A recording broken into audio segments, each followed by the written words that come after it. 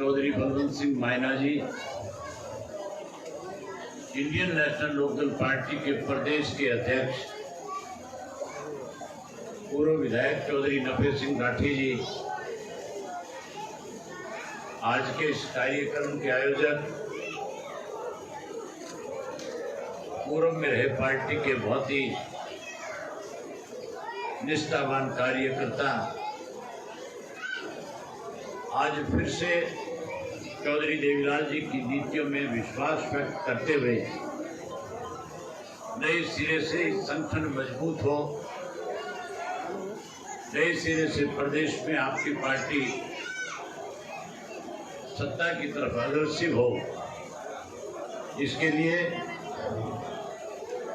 आज आप सबको निमंत्रण देने वाले और इंडियन नेशनल लोकदल पार्टी को ज्वाइन करने वाले भाई जगपाल उर्फ कुल्फी पहलवान जी,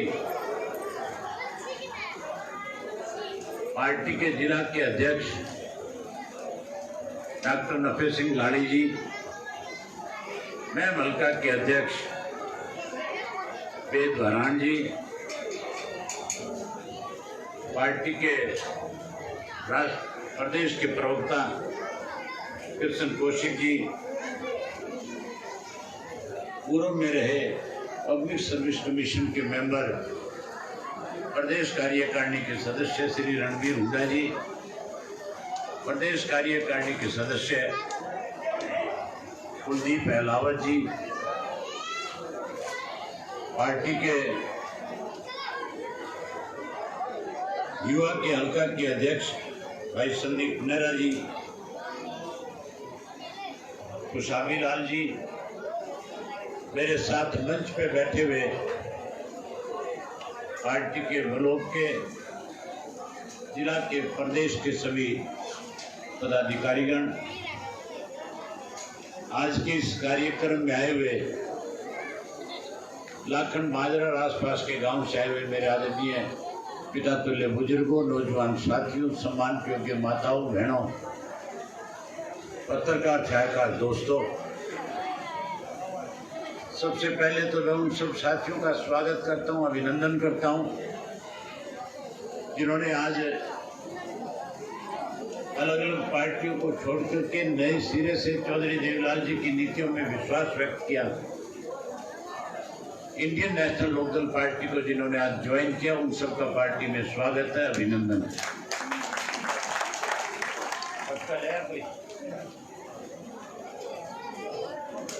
आजा कुछ भी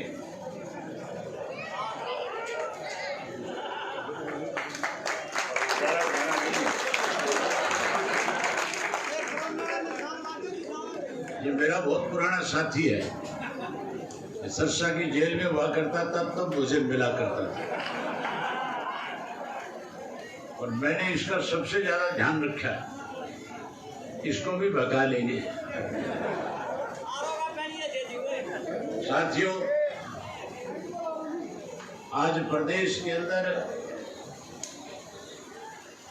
नई जो सरकार बनी है उसको 9 महीने हो गए और इस 9 महीने में जहां लोग ये उम्मीद करते थे कि प्रदेश की नई सरकार बनने के बाद लोगों के हितों में काम होंगे, प्रदेश के अंदर पढ़े लिखे बच्चों को रोजगार मिलेगा, किसान के ऊपर चढ़ा हुआ कर्जा माफ हो जाएगा, व्यापारी वर्ग के लोग मानते थे कि भाजपा की सरकार बनने के बाद जहां तुम्हारे व्यापार में बढ़ोतरी होगी वहीं तुम्हें मान और सम्मान प्रदेश में मिलेगा। और इस नई सरकार बनने के बाद जहां लोग नई नई उम्मीदें करते थे, उनकी उम्मीदों पे पानी फिरा। सरकार में बैठे लोगों ने जहां इस महामारी में, जो आज ये बीमारी हमारे पूरे देश और दुनिया में है, जिस बीमारी के अंदर लोग और हम ये उम्मीद करते थे कि सरकार में बैठे लोग, आम आदमी की इस बीमारी से कैसे निजात मिले, कैसे छुटकारा मिले, इसके लिए सरकार आम लोगों की मदद करने का काम करेगी। राम राम। जब पहला लॉकडाउन लगा था, जब लोगों के अंदर जहां इस महामारी के दौरान सरकार की जिम्मेवारी बनती थी कि विश्वास पैदा करते, वही उस पहले लॉकडाउन के अंदर ही लोगों में एक भय का वातावरण पैदा करने का काम किया। पूरे देश में लोगों को इस तरह से डराया गया जैसे इस महामारी की वजह से पता नहीं कौन सी पड़ने आ जाएगी, कितने लोगों की जान चली जाएगी। जब पहला लॉकडाउन लगा तो हरियाणा प्रदेश के मुख्यमंत्री ने एक राजनीतिक कमेटी बनाई। उस कमेटी के जो सदस्य थे उसमें चौधरी भूपेंद्र सिंह हुड्डा थे। उस कमेटी के अंदर मुझे भी सदस्य बनाया गया। उस कमेटी में मुख्यमंत्री था, मुख्यमंत्री के कैबिनेट के दूसरे साथी थे। पहला जब हमारा आपस में वीडियो कॉन्फ्रेंसिंग के माध्यम में इस कोविड को लेकर के, इस महामारी को लेकर के जब चर्चा हुई, तो हमने खुल करके प्रदेश के मुख्यमंत्री से कहा था कि अगर आप इस बीमारी के रोकथाम के लिए कोई सख्त से सख्त कदम भी उठाओगे, जो भी सरकार कोई फैसला लेगी, हम 100% सरकार के साथ खड़े होकर के इस महामारी से निपटने का काम करेंगे। जब साथियों इस महामारी ने दस्तक दिया था, उस वक्त किसान के खेत के अंदर सरसों की फसल पक करके तैयार हो गई थी। मैंने मुख्यमंत्री से कहा था कि इस महामारी में प्रदेश का हर व्यक्ति आपके साथ है, लेकिन जहां हम सब आपके साथ खड़े वहां आपकी एक जिम्मेवारी है। किसान के खेत में सरसों की फसल पक करके तैयार है। हरियाणा प्रदेश के 12 ऐसे जिले हैं जहां का किसान सरसों पर निर्भर करता है। राजस्थान से सटा हुआ सरसा से लेकर के मेवात तक का जो क्षेत्र है, हर जिले के अंदर सरसों की खेती लार्ज स्केल पे होती है और बड़ी संख्या में होती है। मैंने कहा था कि इस महामारी में किसान की फसल को आप कैसे खरीदोगे, कैसे किसान को आपके ऊपर इस बात को लेकर के विश्वास होगा कि सरकार हमारा एक एक दाना खरीद करके आने वाले समय में किसान की मदद करने का काम करेगी।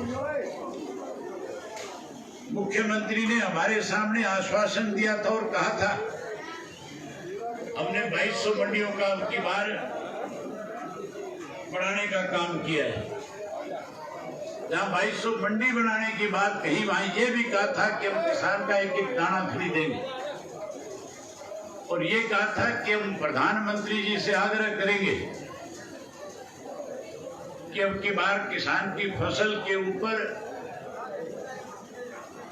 आप किसान को बोनस के रूप में 200 रुपए क्विंटल के ज्यादा दो, ताकि इस मुसीबत के समय में किसान जहां प्रदेश और देश का पेट भरने का काम करे, वहीं किसान को इस सरकार पे विश्वास हो।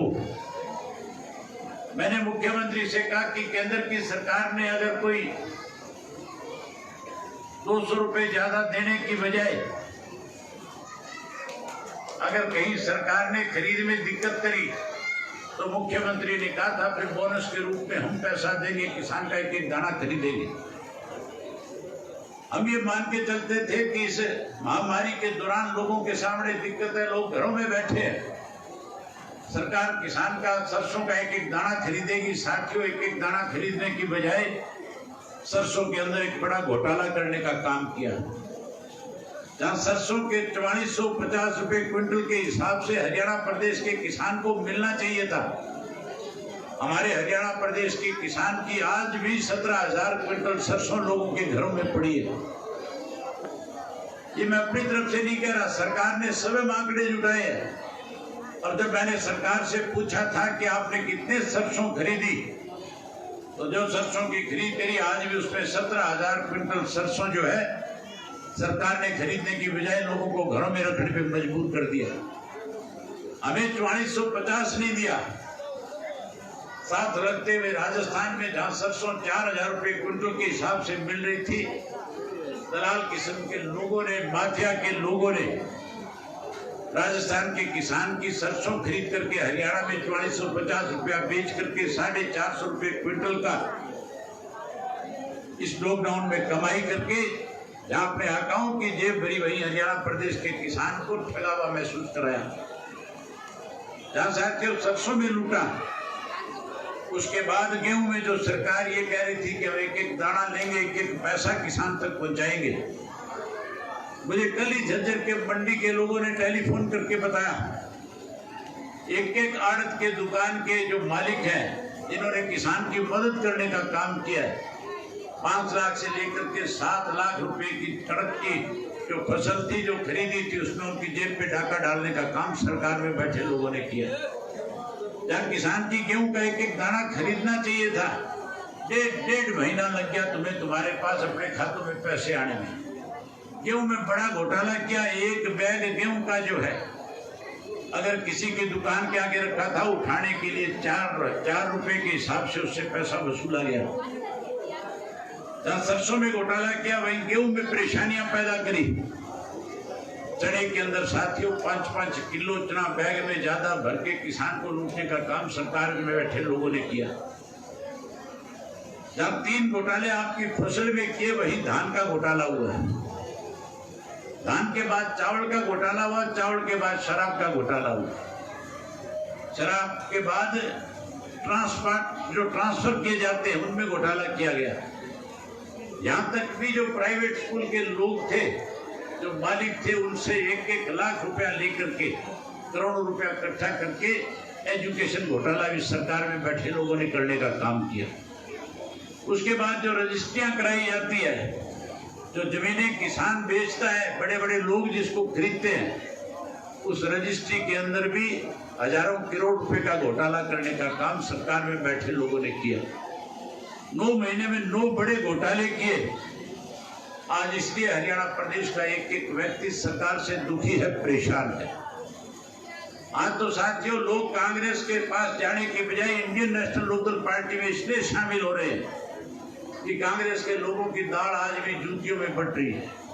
आज भी आपस में कांग्रेसी बटे हुए हैं।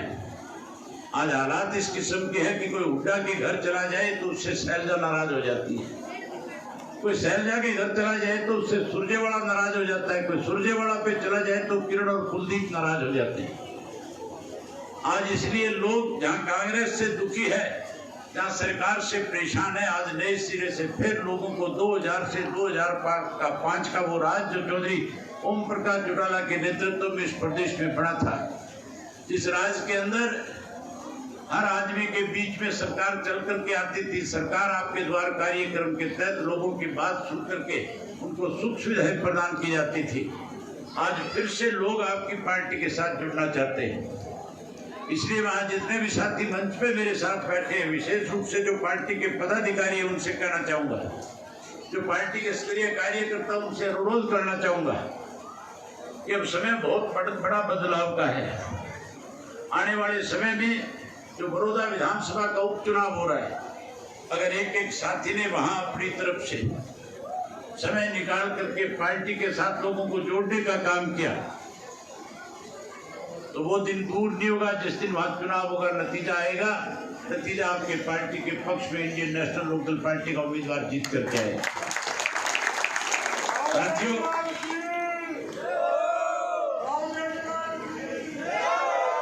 जहां आज राजनीतिक हालात इस किस्म के हैं, वही एक नया अध्यादेश केंद्र की सरकार और लेकर के आई है।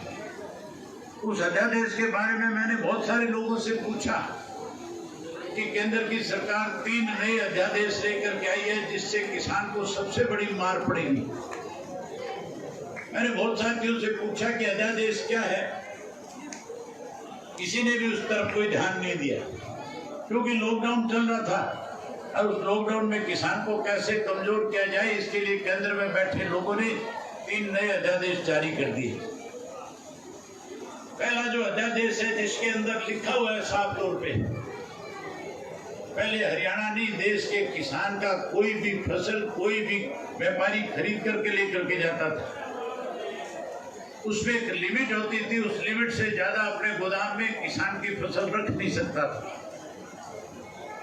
इसलिए नहीं रख सकता था कि अगर किसी ने ज्यादा फसल खरीद करके गोदामों में रख दी तो आने वाले समय में फिर अपने मन मर्जी के मन चाहे दाम के हिसाब से उस फसल को निकाल करके बेच करके बड़ी कमाई करने का काम करेगा। पहले इस पे रोक थी कि आप ज्यादा बड़ी संख्या के अंदर किसी भी फसल को गोदाम में नहीं रख पाओगे। अगर किसी गोदाम में फसल रखी जाएगी तो वो केवल और केवल सरकारी गोदामों में रखी जाएगी। सरकारी गोदामों को खत्म कर दिया। बड़े बड़े इंडस्ट्रिस्ट जो है उनको इस बात की छूट दे दी कि आप अपने गोदाम में चाहे जितनी मर्जी फसल इकट्ठी करके रख सकते हो। जब किसान की फसल को मंडी में बेचने जाओगे तो साथियों दूसरे अध्यादेश में साफ साफ लिखा है कि पहले आपको किसी ना किसी कंपनी के साथ कॉन्ट्रैक्ट करना पड़ेगा, किसी ना किसी कंपनी के साथ आपको साझेदारी करनी पड़ेगी। कंपनी आपके साथ लिखित में जब कॉन्ट्रैक्ट करेगी तो उसमें बहुत सारी शर्तें लगाएगी और उन शर्तों के तहत किसान अपनी फसल पका करके तैयार नहीं कर पाएगा। जहां आज आपको एमएसपी के हिसाब से रेट दिए जाते हैं, फिर कंपनी अपनी मनमर्जी के रेट आपके साथ तय करने का काम करेगी। जहां कंपनी रेट तय करेगी, जब आप फसल बेचोगे उस वक्त उस कंपनी के लोग जो कर्मचारी है वो आपके पास आएंगे और आकर के आपकी गेहूं में हाथ डाल करके कहेंगे कि गेहूं का पकाव तो ठीक है लेकिन जो इसका दाना है उसका साइज सही नहीं है, इसलिए वो आपकी गेहूं नहीं खरीदेंगे। वही बिचौलिया पीछे खड़ा होगा। जैसे वो व्यापारी आपसे बात करके आगे निकलेगा, बिचौलिया आपके बीच में आ जाए। वो कहेगा 300 रुपए क्विंटल सस्ते में अगर तू देता है तो तेरी गेहूं मैं खरीद लेता हूं। आपको लूटने के लिए 3 नई योजनाएं बनाई, 3 नए अध्यादेश लेकर के आए। तीसरा जो अध्यादेश है उसमें साफ साफ लिखा है कि आपके साथ अगर कोई कॉन्ट्रैक्ट कंपनी करती है और कंपनी अपनी बात पे खरा नहीं उतरती तो आप कोर्ट में उस कंपनी के खिलाफ नहीं जा सकते। केवल आप एसडीएम को शिकायत कर सकते हो, एसडीएम 30 दिन में फैसला करेगा। साथियों एसडीएम तो सरकार जिस तरह का फैसला उससे लिखवाएगी उस तरह से लिख करके देगी।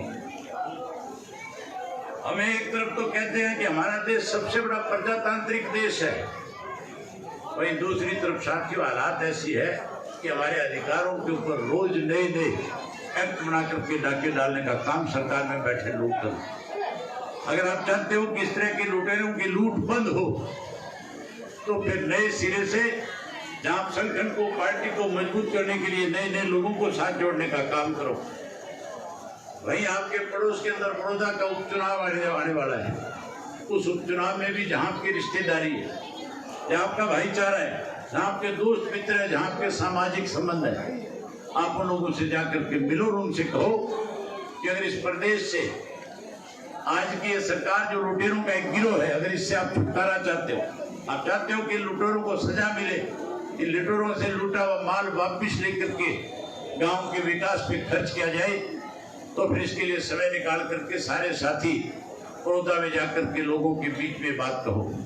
जब मैम के लोग बड़ौदा में जाएंगे बड़ी संख्या में तो बड़ौदा के लोगों के इस बात को लेकर के विश्वास होगा कि आने वाले समय में अगर इस प्रदेश में इस बेईमानों से कोई छुटकारा दिला सकता है तो केवल और केवल इंडियन नेशनल लोकदल पार्टी दिला सकती है। मैं एक बार फिर आप सबका आभार व्यक्त करता हूं कि आपने मेरी बात सुनी। वहीं साथ साथ जो साथी आज अलग अलग पार्टियों को छोड़ करके इंडियन नेशनल लोकदल पार्टी में शामिल हुए हैं, उन सबका स्वागत करता हूं, अभिनंदन करता हूं। उम्मीद करता हूं कि वो साथी अपने साथ और बहुत से नए साथियों को जोड़ने का काम करेंगे।